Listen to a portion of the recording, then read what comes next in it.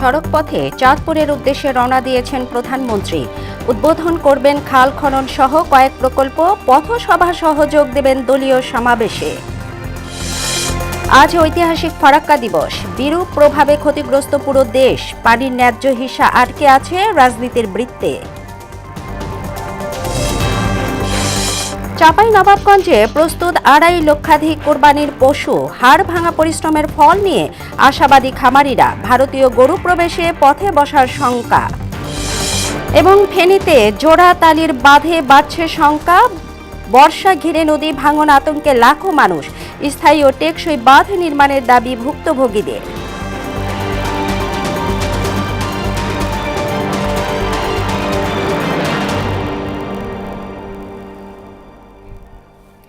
আসসালামু আলাইকুম। মোহনা সংবাদে স্বাগত। শুনছিলেন শিরোনাম, পুরো সংবাদে আপনাদের সাথে আছি তাবশিরা লিজা। দীর্ঘ ২২ বছর পর আজ চাঁদপুর সফরে যাচ্ছেন প্রধানমন্ত্রী তারেক রহমান। ঢাকা থেকে সড়ক পথে চাঁদপুরে যাবেন তিনি। দিনব্যাপী এই সফরে জেলার একাধিক উন্নয়নমূলক প্রকল্পের উদ্বোধন, জনসাধারণের মাঝে ফ্যামিলি কার্ড বিতরণ এবং রাজনৈতিক কর্মসূচিতে অংশ নেবেন তিনি। বেলা 11:30টার দিকে কুমিল্লা জেলার বরুড়া উপজেলার লক্ষ্মীপুর বাজার মাঠে পথসভায় যোগ দেবেন সরকার প্রধান। দুপুর 12:30টার দিকে চাঁদপুরের শাহরাস্তি উপজেলার টামটা দক্ষিণ ইউনিয়নের ওয়ারুক বাজার এলাকায় খোর্দ খালের পুনঃখনন উদ্বোধন করবেন তারেক রহমান।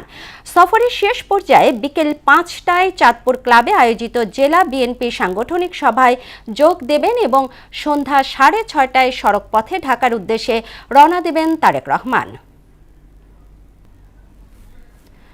দর্শক, এ বিষয়ে আরও জানাতে চাঁদপুর থেকে আমাদের সঙ্গে যুক্ত হচ্ছেন সহকর্মী তানজিদ ভুঁইয়া।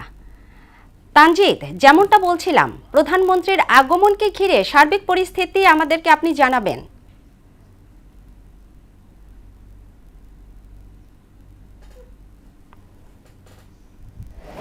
জি, ধন্যবাদ লিজা। আপনি যেমনটি বলছিলেন যে প্রধানমন্ত্রী তারেক রহমান, কিন্তু আমরা যেটি জানতে পেরেছি প্রধানমন্ত্রীর যে প্রেস উইং সেটির পক্ষ থেকে আপনাদেরকে জানাতে চায় যে প্রধানমন্ত্রী তারেক রহমান কিন্তু চাঁদপুরের উদ্দেশ্যে ঠিক সকাল 8:30টার দিকে তিনি গুলশানের যে বাসভবন রয়েছে সেই বাসভবন থেকে রওনা হয়েছেন।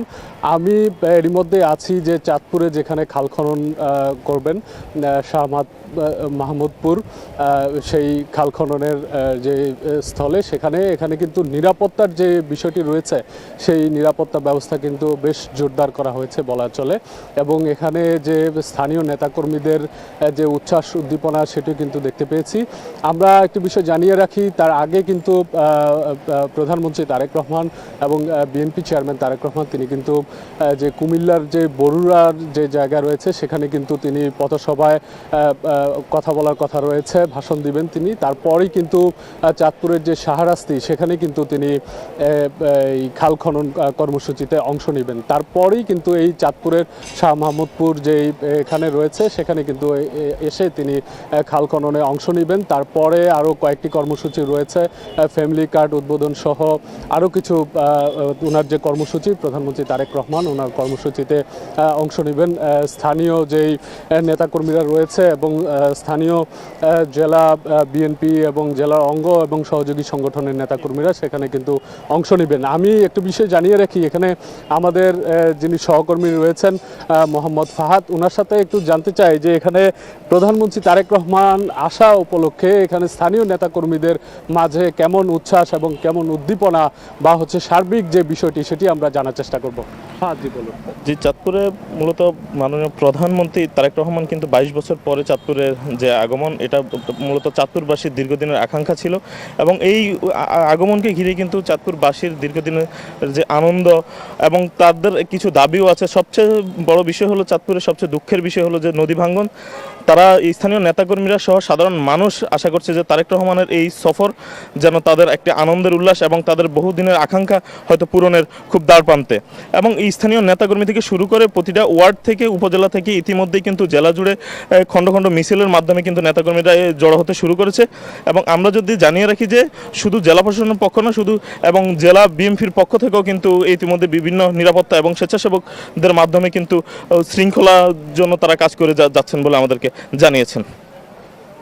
আচ্ছা, আর যে বিভিন্ন দাবি দেওয়ার কথা বলছেন, আর কি কি দাবি দেওয়া রয়েছে? দাবি দেওয়ার মধ্যে নদী ভাঙ রাস্তাঘাট বা সার্বিক উন্নয়ন, অবকাঠামো উন্নয়ন, অবকাঠামো কি দাবি রয়েছে স্থানীয় নেতাকর্মীদের মধ্যে বা স্থানীয় মানুষের মধ্যে, কি জানতে পেরেছেন? চাঁদপুরবাসীর আরেকটা বড় দাবি হলো একটা এফিজিট করার, যে এখানে বড় কোনো কর্মসংস্থানের নেই, এবং এছাড়াও আরও যে জেলার মধ্যে যে রাস্তাঘাট অবকাঠামো এবং বিভিন্ন কয়েকটি শিক্ষা প্রতিষ্ঠান আছে এবং বিজ্ঞান প্রযুক্তির যে মূল ভবন কিন্তু এখন পর্যন্ত নেই। তো চাঁদপুরবাসীর মধ্যে এটাও সবচেয়ে বড় দাবি বলে মনে করছেন, এবং নদী ভাঙ্গনে যে স্থায়ীভাবে কোনো কার্যকরী ভূমিকা নেবে বলে তারা একটা দীর্ঘদিনের আকাঙ্ক্ষা হিসাবে আছে চাঁদপুরবাসীর।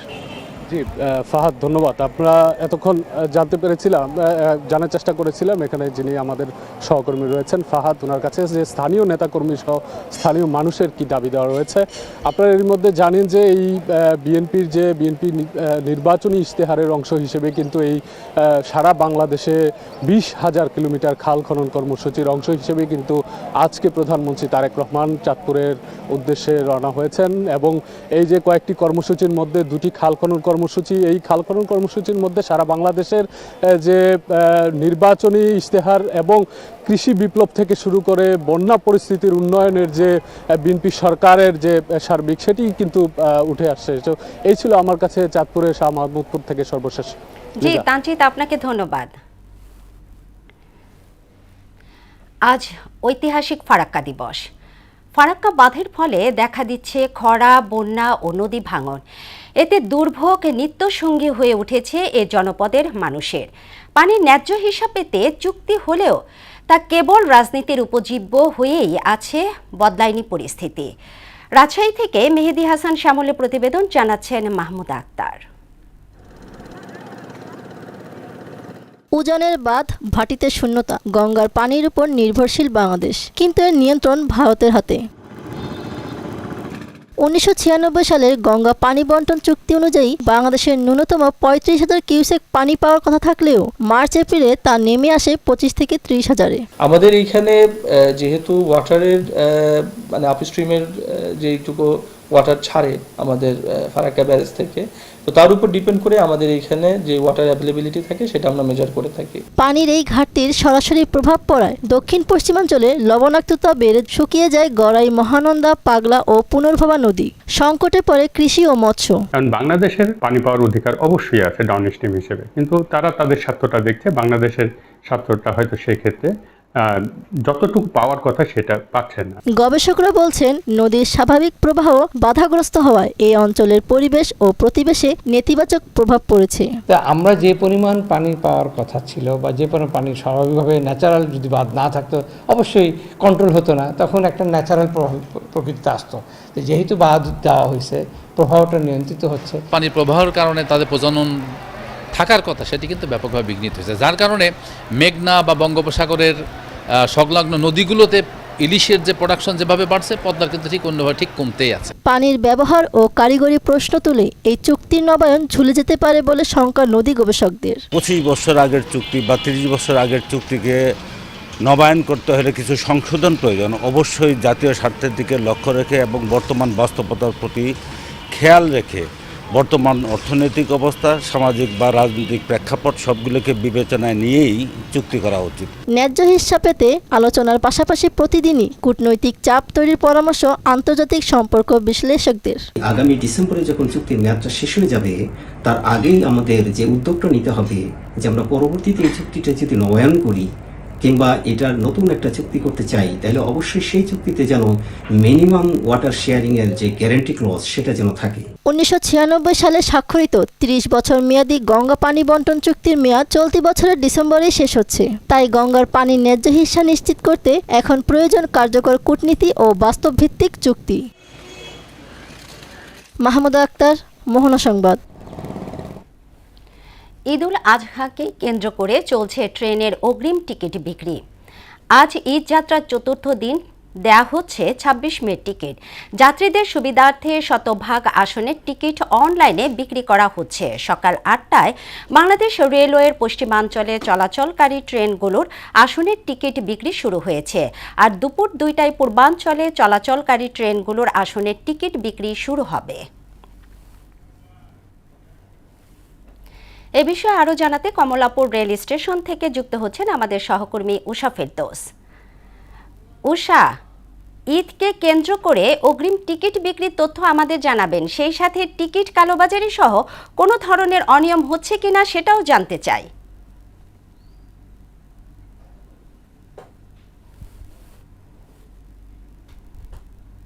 ঘনিয়ে আসছে, মানুষের মধ্যে হচ্ছে এক ধরনের উচ্ছ্বাস কাজ করছে যে শেকড়ের টানে মানুষ হচ্ছে রাজধানী ছাড়বেন, এবং হচ্ছে রাজধানী ছাড়ার জন্য ট্রেন হচ্ছে মানুষের প্রথম পছন্দ।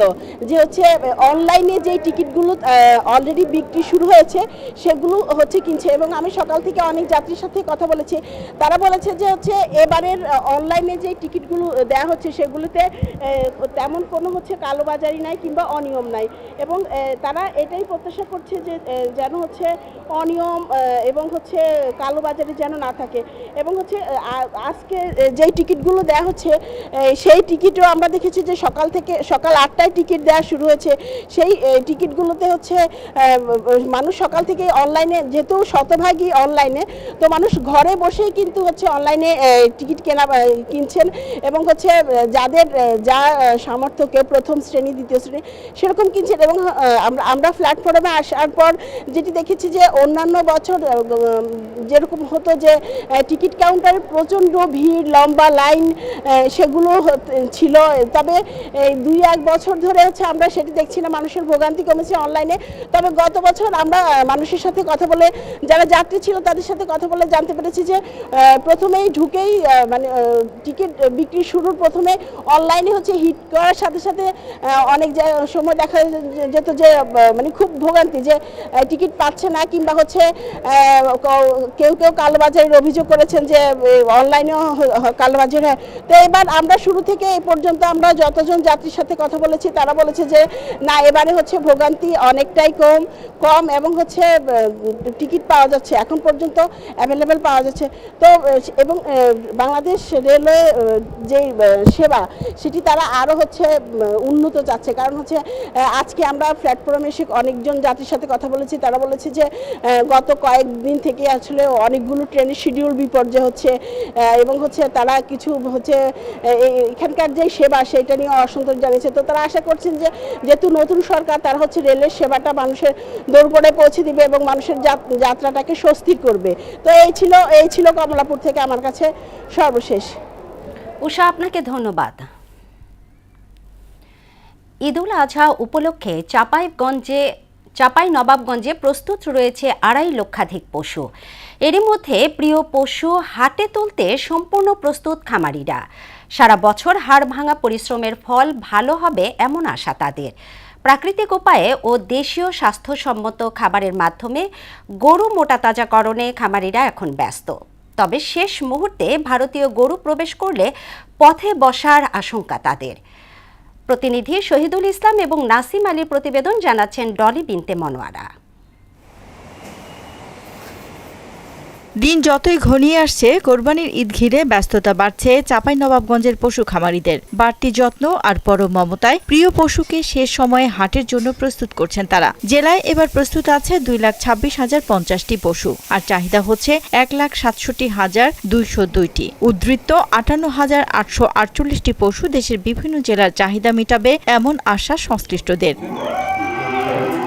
পশু খাদ্যের দাম বেশি, তারপরও কোনো ধরনের ক্ষতিকর ইনজেকশন বা ওষুধ ছাড়াই শুধু ঘাস, ভুট্টা, গম এবং দানাদার খাবার খাইয়ে পশুগুলোকে লালন পালন করা হয়েছে। এবার কাঙ্ক্ষিত মূল্য পাবেন এমন আশা করছেন তারা। সাধারণত খড়, ঘাস, তারপরে ভুসি, ভুট্টা ইত্যাদি এগুলো খাওয়া থাকি প্রাকৃতিক ভাবে। এগুলা মানে বড়, আমরা এর পাশাপাশি অন্য কোনো কিছু ব্যবহার করি না।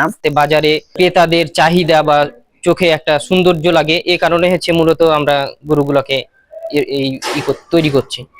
তবে শেষ মুহূর্তে ভারতীয় গরু প্রবেশ করলে পথে বসবেন এমন আশঙ্কায় খামারিরা। তাই ভারতীয় গরু যাতে কোনোভাবেই দেশের বাজারে না আসতে পারে তার দাবি ক্ষুদ্র ও মাঝারি খামার মালিকদের। সরকার যদি গরু না ঢুকায় বাংলাদেশে, ভারতে, তাহলে আমাদের ব্যবসা ভালো হবে। এজন্য সরকারের কাছে অকুল আবেদন, যেন সরকার ভারত থেকে কোনো গরু না আসে এদিকে একটু খেয়াল রাখে। বিদেশ থেকে যাতে কোনো প্রকার কুরবানির আগে গরু আমদানি কোনোভাবে না হয়, যদি হয় তাহলে বাংলাদেশের স্থায়ী খামার এবং খামারিগুলো ব্যবসায়িকভাবে ক্ষতিগ্রস্ত হবে। পশুকে সুস্থ ও সবল রাখতে খামারিদের সব রকম সহযোগিতার কথা জানান এই ভেটেরিনারি চিকিৎসক। আমাদের এখান থেকে যারা কুরবানি যোগ্য পশু চট্টগ্রাম বা ঢাকাতে নিয়ে যায় তাদের জন্য এখান থেকে প্রত্যয়নের ব্যবস্থা করা হয় এবং তাদের হেলথ চেক আপের ব্যবস্থা এখানে আমাদের প্রাণী সম্পদ অফিস থেকে করা হয়। ভারতীয় গরুর অনুপ্রবেশ ঠেকাতে কঠোর নজরদারি ও প্রয়োজনীয় ব্যবস্থা গ্রহণের দাবি প্রাণী সম্পদ বিভাগের। আমরা প্রাণী সম্পদ দপ্তর তাদেরকে সার্বক্ষণিক পরামর্শ দিচ্ছি যে কিভাবে তারা সুস্থ সবলভাবে এই গরুগুলোকে তাদের লক্ষ্যে নিয়ে যেতে পারেন এবং তারা একটা ভালো ফল পাবেন বলে আমরা আশা করছি। সব শঙ্কা কাটিয়ে কাঙ্ক্ষিত লাভের মুখ দেখবেন খামারিরা, এমন প্রত্যাশা তাদের। ডলি বিনতে মনোয়ারা, মোহনা সংবাদ। যশোরের বেনাপোল সহ শার্শায় আমের বাম্পার ফলন এবং সেই সাথে ভালো দাম পাওয়ায় চাষিদের মুখে হাসি ফুটেছে। আবহাওয়া অনুকূলে থাকায় এবং কৃষি বিভাগের পরামর্শে সঠিক পরিচর্যায় এবছর আমের ফলন খুব বেশি। এখানকার আম ফরমালিন মুক্ত হওয়ায় ঢাকা সহ সারা দেশে এর চাহিদা রয়েছে। শিশির কুমার সরকারের প্রতিবেদন, জানাচ্ছেন মাহমুদ আক্তার। যশোরের বেনাপোল সহ শার্শা উপজেলায় চলতি মৌসুমে ৬ মে থেকে সরকারিভাবে গোপালভোগ, গোবিন্দভোগ, গোলাপখাস, বৈশাখী, বোম্বাই আম আহরণ শুরু হয়েছে এবং বাজারে বিক্রি হচ্ছে। বর্তমানে বাজারে ১৮০০ থেকে ২৫০০ টাকা পর্যন্ত মন ধরে বিক্রি হচ্ছে। সাতক্ষীরা জেলার ৭ উপজেলা ও যশোর জেলার শার্শা, ঝিকরগাছা উপজেলার প্রায় ৪৫০০ হেক্টর জমির আম বাগুড়ি বেলতলা বাজারে আমদানি হয়। দেশের বিভিন্ন জায়গা থেকে পাইকারি ব্যবসায়ীরা ও ব্যাপারীরা এখানে আম কিনতে আসে। আম চাষ করেছি, আনুমানিক ২ লক্ষ টাকা কাটানো হবে। খরচ খরচা দিয়েও আমরা অনেক ইনশাল্লাহ লাভবান হতে পারবো। এবার ফলন ভালো, কারণ আমাদের স্থির আছে বাজারে, পাইকারদের চাপ এখনো বেশি পড়ে নেই, সামনের দিক থেকে আসতেছে। তবে আমরা আম কিনতে আসছি, গতবারের নাই, এবারের আমের ফলন বেশ ভালো হয়েছে। আশা করছি চাষিরা লাভবান হবে। কৃষকদের নিরাপদ এবং উচ্চ মূল্যের আম উৎপাদনে সব ধরনের সহযোগিতা করছে বলে জানায় কৃষি বিভাগ। এবছর আমের উৎপাদন ভালো এবং আমরা আশা করি কৃষক ভালো দামে আম বিক্রয় করতে পারবে এবং আমরা উপজেলা কৃষি বিভাগের পক্ষ থেকে সবসময় কৃষকদের নিরাপদ এবং উচ্চ মূল্যের এই আম উৎপাদন সহযোগিতা করে যাচ্ছে। বেনাপোল সহ শার্শা উপজেলায় এবছর প্রায় ১০৫০ হেক্টর আমের আবাদ হয়েছে এবং তা থেকে প্রায় ১৮,০০০ মেট্রিক টন আম উৎপাদন হবে, এমনটাই মনে করছে শার্শা উপজেলার কৃষি বিভাগ। মাহমুদা আক্তার, মোহনা সংবাদ। গেল বছরের ভয়াবহ বন্যার ক্ষত এখনো শুকায়নি।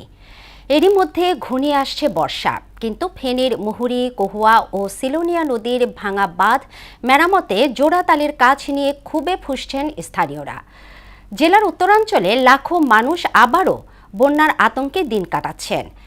স্থায়ী ও টেকসই বাঁধ নির্মাণের দাবি জানিয়েছেন ভুক্তভোগীরা। সুরঞ্জিত নাগের তথ্যে আরও জানাচ্ছেন তাহসিন তারিন। গেল বর্ষায় ভারতীয় উজানের পানির চাপে ফেনীর ফুলগাজী, পরশুরাম ও ছাগলনাইয়া উপজেলার মুহুরী, কহুয়া ও সিলোনিয়া নদীর ৩৫টি স্থানে বাঁধ ভেঙে প্লাবিত হয় ১০২টি গ্রাম। ক্ষতিগ্রস্ত হয় ঘরবাড়ি, ফসলি জমি ও রাস্তাঘাট। ভাঙা বাঁধ মেরামতে ২,৪৪ লাখ টাকা বরাদ্দ নিয়ে কাজ শুরু করে পানি উন্নয়ন বোর্ড। তবে ৯ মাস পেরিয়ে গেলেও অধিকাংশ স্থানে এখনো টেকসই কাজ শেষ হয়নি বলে অভিযোগ স্থানীয়দের। কোথাও মাটির বস্তা ফেলে, কোথাও সাময়িকভাবে মাটি ভরাট দিয়ে চলছে দায়সারা মেরামত। এলাকাবাসীর দাবি, বর্ষার আগে স্থায়ী ও টেকসই বাঁধ নির্মাণের জন্য বারবার জানানো হলেও সময়মতো কার্যকর উদ্যোগ নেয়নি পানি উন্নয়ন বোর্ড। পরে বর্ষা ঘনিয়ে আসতেই তড়িঘড়ি করে জোড়াতালি দিয়ে মেরামতের কাজ করা হচ্ছে। বছর বছর বাঁধের কিচ্ছু না, বছর বাঁধের কিচ্ছু তো না, একটা দুই গাঙ্গে যাবে। বর্ষাতে যদি ইন্ডিয়ার পানিগুলো আসে, তখন এখানে আমরা ফ্যামিলি নিয়ে থাকাও আমাদের জন্য কষ্টকর। বউ বাচ্চা নিয়ে কই যাবো আমরা তাও জানি না। বেরিবানটা এটা জরুরি হয়েছে, মাছ যাতায়াত রাস্তা। এখানে কৌয়ার পাড়ে বৃষ্টি আসলে এখানের মানুষজন যারা বসবাস করে খুবই আতঙ্ক থাকে। তবে অভিযোগ অস্বীকার করে পানি উন্নয়ন বোর্ডের এই কর্মকর্তা বলেন, চলমান প্রকল্পের আওতায় এখনো কাজ চলছে এবং ঝুঁকিপূর্ণ এলাকাগুলো পর্যায়ক্রমে মেরামত করা হচ্ছে। ঝুঁকিপূর্ণ স্থানগুলো চিহ্নিত করে সেখানে আমরা জরুরি প্রতিরক্ষামূলক কাজ বাস্তবায়ন করেছি এবং এছাড়াও যে যে স্থানগুলো আমরা অধিক ঝুঁকি মনে করছি সেগুলো আমরা এমার্জেন্সি ভিত্তিতে কাজ করছি। ফ্লাডের থেকে রক্ষার জন্য বা ইমিডিয়েট যদি কোনো ব্যবস্থা গ্রহণ করা লাগে তার জন্য আমরা জিও ব্যাগ মজুদ রেখেছি।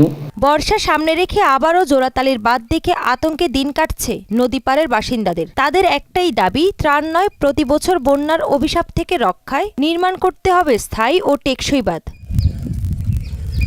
তাহসিন তারিন, মোহনা সংবাদ। সিরাজগঞ্জের চলন বিলে এখন সোনালী ধানের সমারোহ। চারিদিকে চলছে বোরো ধান কাটার ব্যস্ততা।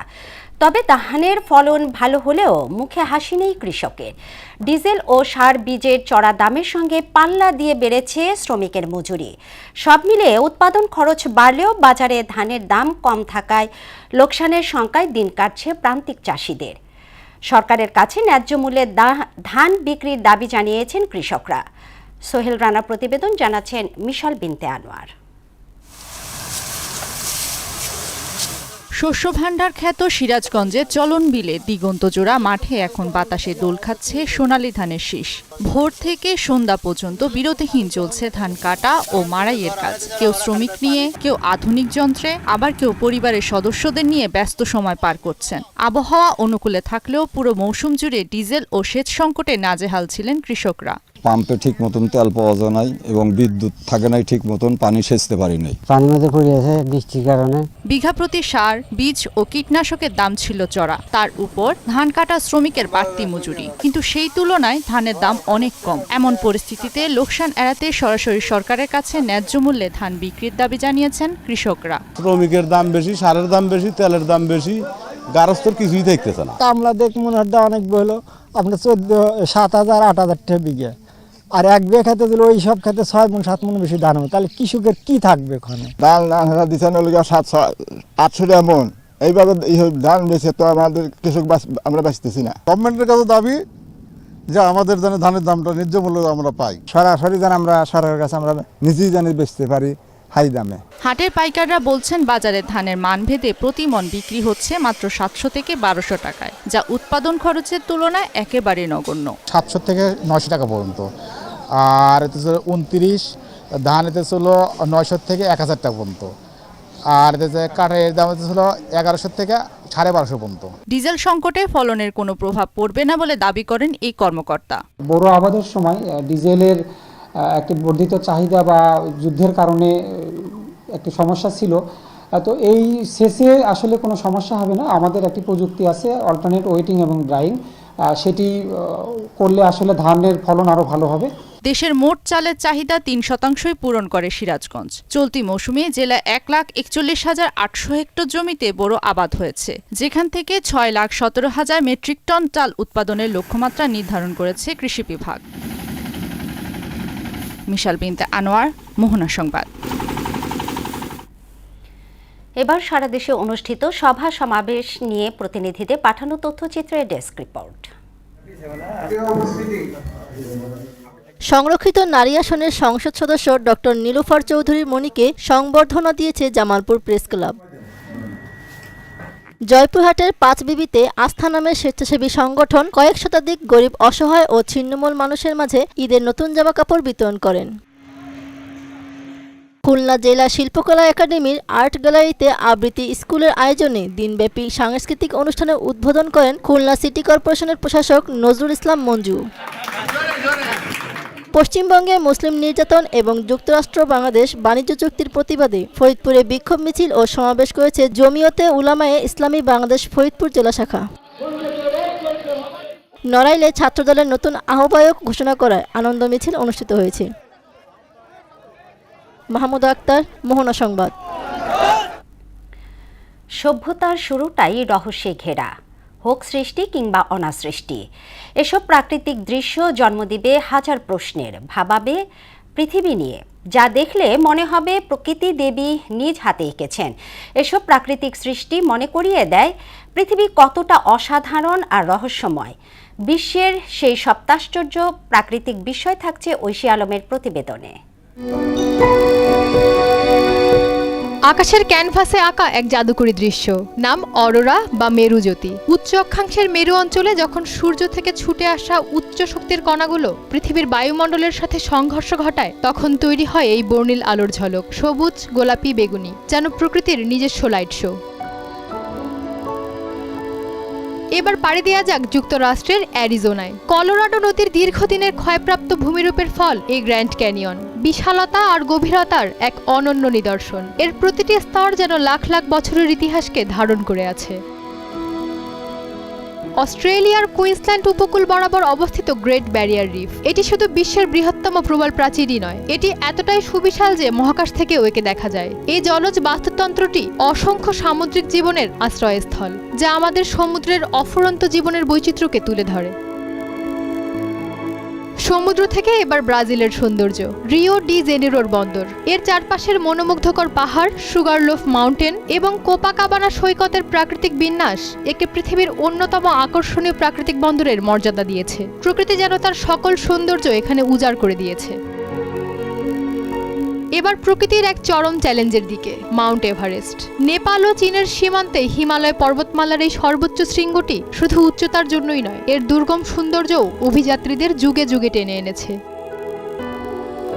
প্রকৃতির এক বিরল এবং আধুনিক সময়ের বিষয় হল মেক্সিকোর প্যারিকুটিন। 1940-এর দশকে একটি কর্নফিল্ডের মাঝখান থেকে মাত্র 1 বছরে জেগে ওঠা এই আগ্নেয়গিরিটি প্রমাণ করে পৃথিবীর বুক এখনো সক্রিয় এবং রহস্যময়। এটি আধুনিক সময়ের মানুষের দেখা এক প্রকৃতির হঠাৎ জন্ম। সবশেষ জাম্বিয়া ও জিম্বাবুয়ের সীমান্তে জাম্বেজি নদীর উপর অবস্থিত ভিক্টোরিয়া জলপ্রপাত, যা বিশ্বের বৃহত্তম জলপ্রপাতের খেতাব ধারণ করে। এর প্রবল জলরাশি ও সৃষ্ট জলীয় কুয়াশার দৃশ্য এক কথায় শ্বাসরুদ্ধকর। এর স্থানীয় নাম মোসি ওয়াটুনিয়া, অর্থাৎ যে ধোঁয়া গর্জন করে। অরোরা থেকে শুরু করে ভিক্টোরিয়া ফলস, এই প্রতিটি প্রাকৃতিক বিষয়ই প্রমাণ করে পৃথিবী একটি অবিশ্বাস্য গ্রহ। এর সৌন্দর্যের কোনো তুলনা হয় না। তবে প্রকৃতির এই অনবদ্য সৃষ্টিগুলো আজ জলবায়ু পরিবর্তন এবং মানুষের কার্যকলাপের কারণে হুমকির মুখে, যা আগামী প্রজন্মের স্বার্থে সংরক্ষণ জরুরি। ঐশী আলম, মোহনা সংবাদ। দর্শক, এ পর্যায়ে জানিয়ে দিচ্ছি আজকের সংবাদপত্রের গুরুত্বপূর্ণ শিরোনাম।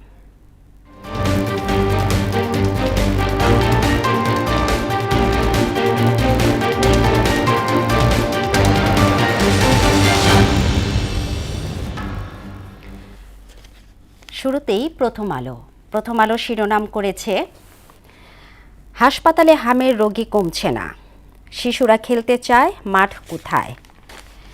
ক্ষতির তালিকা প্রস্তুত, বরাদ্দের অপেক্ষা। এরপরে আছে দৈনিক ইত্তেফাক, জ্বালানি সহযোগিতায় বাংলাদেশ যুক্তরাষ্ট্রের সমঝোতা স্মারক সই, হাম নিয়ন্ত্রণে আসতে পারে জুনে, 24 ঘন্টায় আরও 12 শিশুর মৃত্যু। বড় চুক্তি ছাড়াই সমাপ্ত ট্রাম্পের চীন সফর। সমকাল শিরোনাম করেছে, সুপার এলনিনোর বছর, দেশের আবহাওয়ায় চরম ভাব বাড়বে, ইরান তাইওয়ান এ আইনে অগ্রগতি ছাড়াই ফিরলেন ট্রাম্প। জ্বালানি খাতে যুক্তরাষ্ট্রের প্রভাব আরও বাড়বে। এরপরে বাংলাদেশ প্রতিদিন, লক্কর ঝক্কর বাসের সিন্ডিকেট, বসুন্ধরা কিংস চ্যাম্পিয়ন, শ্রমবাজারে সুখবর নেই। যুগান্তর শিরোনাম করেছে, সঞ্চয়ের সব খাত আস্থার সংকটে, ঐতিহাসিক ফারাক্কা দিবস আজ, 5 দশকেও পানির ন্যায্য হিসা আদায় হয়নি। স্থানীয় সরকার নির্বাচন, 11 দলে মিশ্র প্রতিক্রিয়া, আলাদা পথে হাঁটছে জামায়াত এনসিপি। সর্বশেষ আছে আমার দেশ, গভীর সমুদ্রে জ্বালানি অনুসন্ধান শুরু হচ্ছে, আস্থার সংকটে খুঁড়িয়ে চলছে পেনশন স্কিম। ভারতে ঐতিহাসিক আরেক মসজিদকে মন্দির ঘোষণা।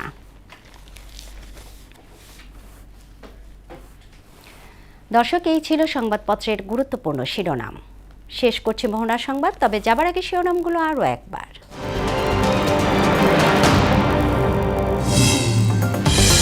সড়ক পথে চাঁদপুরের উদ্দেশ্যে রওনা দিয়েছেন প্রধানমন্ত্রী। উদ্বোধন করবেন খাল খনন সহ কয়েক প্রকল্প, পথসভা সহ যোগ দেবেন দলীয় সমাবেশে।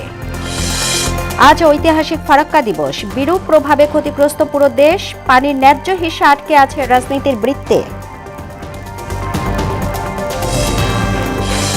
চাঁপাইনবাবগঞ্জে প্রস্তুত 2.5 লক্ষাধিক কোরবানির পশু, হাড় ভাঙা পরিশ্রমের ফল নিয়ে আশাবাদী খামারিরা। ভারতীয় গরু প্রবেশে পথে বসার শঙ্কা। এবং ফেনীতে জোড়াতালির বাঁধে বাড়ছে শঙ্কা, বর্ষা ঘিরে নদী ভাঙন আতঙ্কে লাখো মানুষ, স্থায়ী ও টেকসই বাঁধ নির্মাণের দাবি ভুক্তভোগীদের। এই ছিল মোহনার সংবাদে। পরবর্তী সংবাদ দুপুর 1টায়। এর আগে বেলা 11টায় দেখুন সংবাদ এক নজরে। মোহনার সবশেষ খবর জানতে ভিজিট করুন www.mohona.tv। সংবাদ দেখতে পারেন ফেসবুক, ইউটিউবেও। এতক্ষণ সঙ্গে থাকার জন্য ধন্যবাদ সবাইকে।